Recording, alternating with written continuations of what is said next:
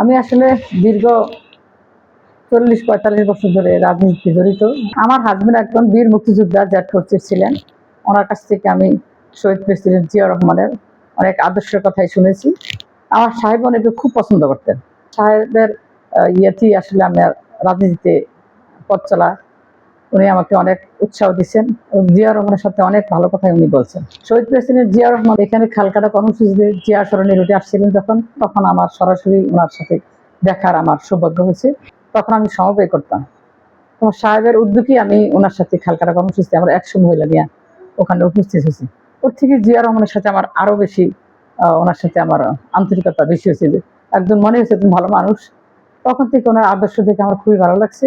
সেই কারণে আমি আসলে জিয়া রহমানের আদর্শে আমি একজন আদর্শ সৈনিক হিসাবে আমি কাজ করে যাচ্ছি। তখন ডেমরা জাগো দলের সদস্য ছিলাম। আমার রাজনীতি শুরু হচ্ছে 81 সাল থেকে। আমি আমার দলকে যতটুকু সম্ভব আমি চেষ্টা করছি দলের সাথে কাজ করার, মিছিল মিটিং সংগ্রাম সবগুলি করেছি। সাবেক প্রধানমন্ত্রী বেগম খালেদা জিয়া যখন দোলাইপাড়া স্কুলে ওনার সমাবেশে আসছিলেন, তখন আমাদের এখানে সালাউদ্দিন সাহেব আমাকে ডাকলেন যে খালেদা আপনি কোথায় আছেন, মঞ্চে আসেন। এই কথা শুনি বিআরডিবির লোকজন বলছে কি আল্লাহ এত ভাবে কাজ করে যেখানে খালেদা আমাদের প্রধানমন্ত্রী বেগম খালেদা জিয়া মঞ্চে আসছে, এখানে ওনাকে ডাকছে। এরপরে থেকে যখন আবার আওয়ামী লীগ সরকার আসলো, সঙ্গে সঙ্গে আমাকে 3 মাসের মধ্যে আমাকে নরসিংদী গোরাসাল পাঠিয়ে দিল ট্রান্সফার করে। বিএনপি করার কারণে আমাকে অনেক রকমের হয়রানির শিকার হতে হয়েছে। শেষে আমি বাধ্য হয়ে চাকরি ছেড়ে দিতে বাধ্য হয়েছি। তারপর আমার বিএনপি জাতীয়তাবাদী দল বিএনপি আমাকে মহিলা কাউন্সিলর হিসাবে মনোনয়ন দিয়েছেন। সে আমি পরপর 2বারে কাউন্সিলর নির্বাচিত হয়েছি।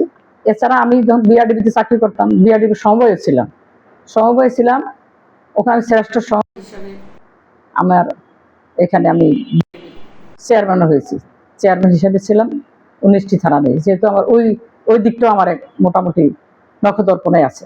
আমি যেহেতু নারীদের সাথে সম্পৃক্ত, আমি নারীদের উন্নয়নটা অবশ্যই চাবো এলাকার জনগণের উন্নয়ন। দলের এখন সুদিন, এই সুদিন থাকা সত্ত্বেও আমরা ঢাকা 4, ঢাকা 5 2টা আসন আমরা আসতে পারিনি। সেই জন্য আমি আশা করি আমি যদি আসতে পারি, দল যদি আমাকে নমিনেশন দেয়, আমি এই ঢাকা আমি রক্ষা করতে পারবো ইনশাল্লাহ। এটা দেখেন ঢাকা দক্ষিণের যাত্রাবাড়ি তারপর পুস্তকলা, ওইদিকে হচ্ছে শনি আখড়া, এই 2টা খুব মুখ্য বিষয়। এখন যদি আমরা না থাকতে পারি তাহলে দলগুলো কুচিয়ে রাখাটা আমাদের কষ্টকর হবে। 17 বছর ধরে তারা অবহেলিত ছিল, আর এখনো যদি অবহেলিত থাকে তাহলে আমাদের দল ক্ষতিগ্রস্ত হবে। আমাদের ঢাকা 4-5 একটু নিম্ন এলাকার হইলেও জনগোষ্ঠী অনেক বেশি, ভোটারও অনেক বেশি। সেহেতু এরা তো বঞ্চিত হয়ে যাবে।